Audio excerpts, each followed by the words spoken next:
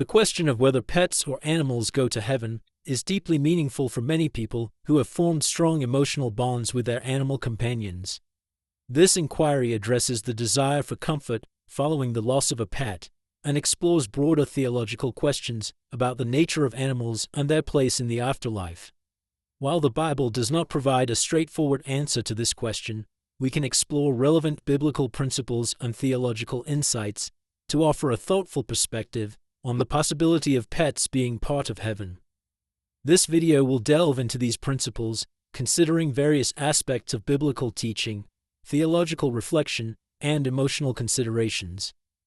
The Bible is the primary text for Christian beliefs, but it does not explicitly address whether pets or animals have souls or if they will be present in heaven.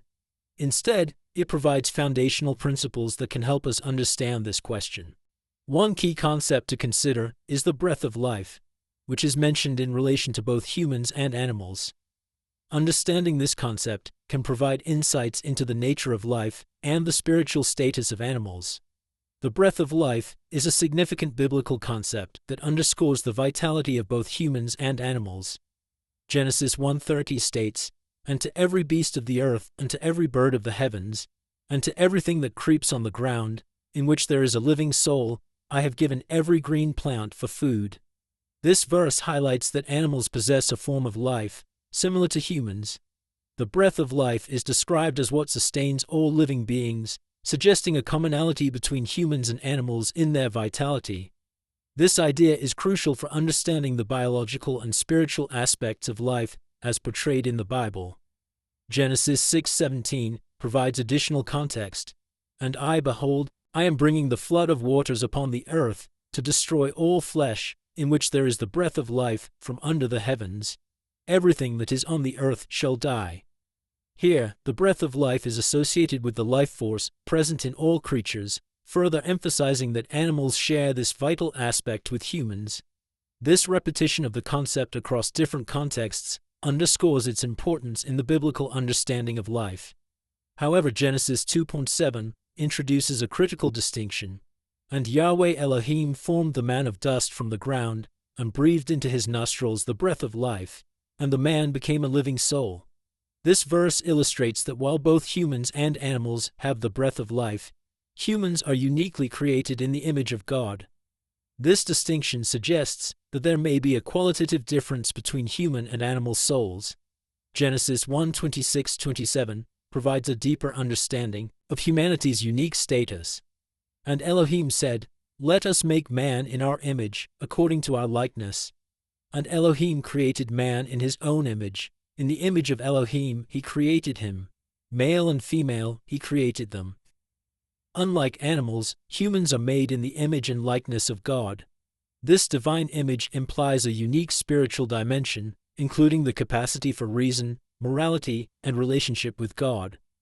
The theological implications of being made in God's image suggest that humans possess an eternal aspect to their being.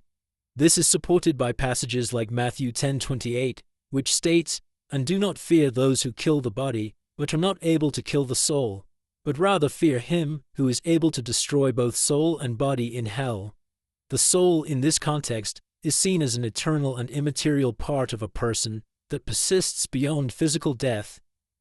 In contrast, while animals share the breath of life with humans, they are not described as being made in the image of God. This difference implies that if animals have souls, their nature might be fundamentally different and possibly less enduring than human souls. The absence of detailed biblical descriptions about animal souls leaves room for interpretation and speculation. Some theologians argue that animals do not have souls in the same sense as humans, and therefore do not continue after death. Humans are created in the image of God, which endows them with a spiritual dimension and an eternal aspect to their existence.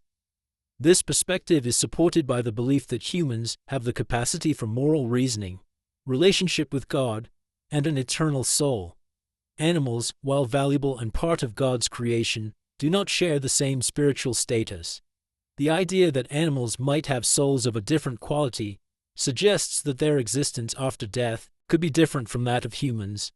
The possibility that animal souls do not persist after physical death aligns with the view that eternal life is a specific gift associated with being made in God's image.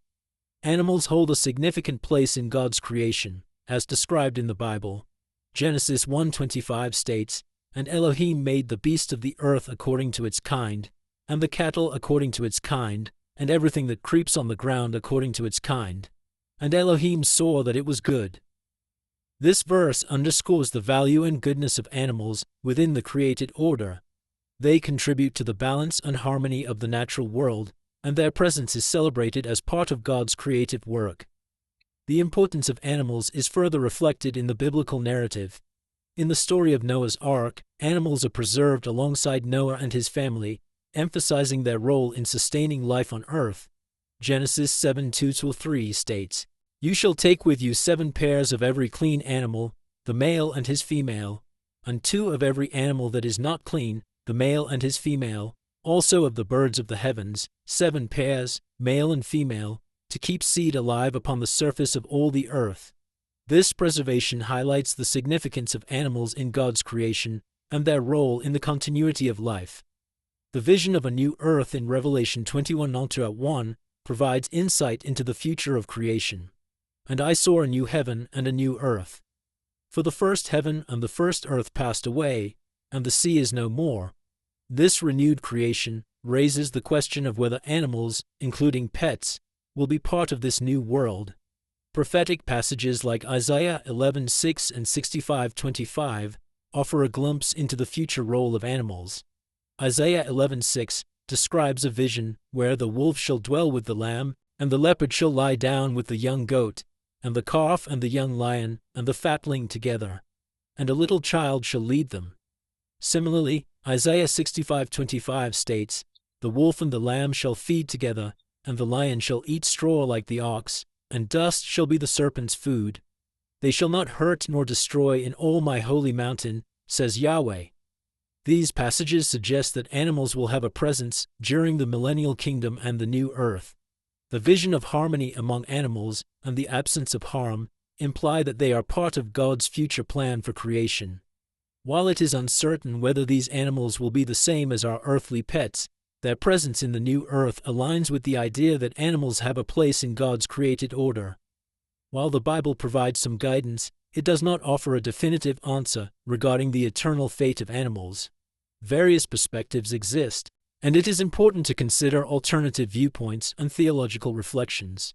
Some theologians argue that animals do not have souls in the same way humans do, and therefore do not continue after death. This view is based on the belief that animals are part of the natural order but do not possess the same spiritual dimension as humans. According to this perspective, salvation and eternal life are focused on humanity, which is made in God's image. For instance, the theological perspective of John Wesley, a prominent Christian theologian, suggests that animals do not have immortal souls. Wesley believed that while animals are valuable and part of God's creation, their existence is limited to this life and does not extend into the afterlife. Wesley's view reflects a traditional understanding that emphasizes the unique spiritual status of humans compared to animals. Other theologians propose that God's love and justice might extend to animals in ways beyond our understanding. They argue that since animals are part of God's creation and were declared good, it is possible that God might include them in the new creation.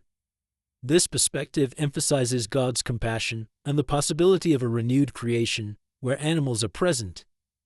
For example, C.S. Lewis, in his work The Problem of Pain, speculates about the possibility of animals having a place in the afterlife, reflecting on the broader implications of God's justice and goodness. While not explicitly confirming the presence of animals in heaven, Lewis's reflections suggest that God's plan might encompass more than we can currently comprehend. Lewis's approach highlights the mystery of God's plan and the potential for a broader scope of divine love and justice. The question of pets in heaven also touches on emotional and pastoral concerns. Many people find deep solace in the belief that their pets will be with them in the afterlife. This belief can offer comfort in the grieving process and help individuals cope with the loss of a beloved animal companion.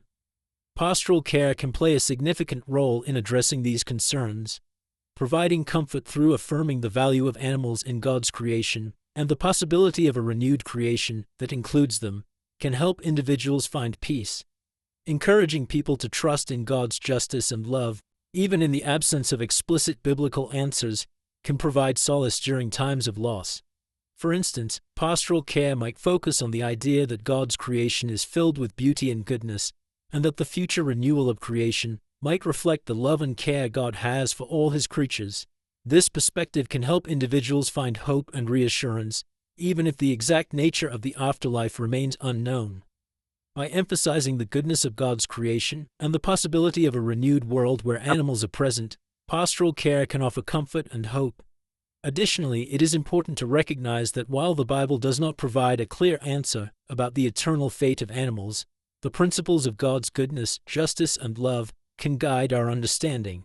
The belief that God is just and loving suggests that He would care for all His creatures in a way that aligns with His character. This understanding can help individuals navigate the uncertainty and find peace in the belief that God's plan encompasses all that He has made with love and care. As we reflect on the fate of our beloved pets, it is helpful to acknowledge that the question remains open and that different theological perspectives offer various insights. The Bible provides principles that guide our understanding of life and the afterlife, but it does not offer a definitive answer about whether pets or animals will be present in heaven.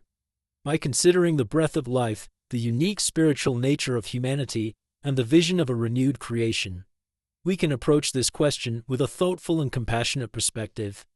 The emotional bonds people form with their pets are significant, and the belief that pets might be part of the afterlife can offer comfort and hope.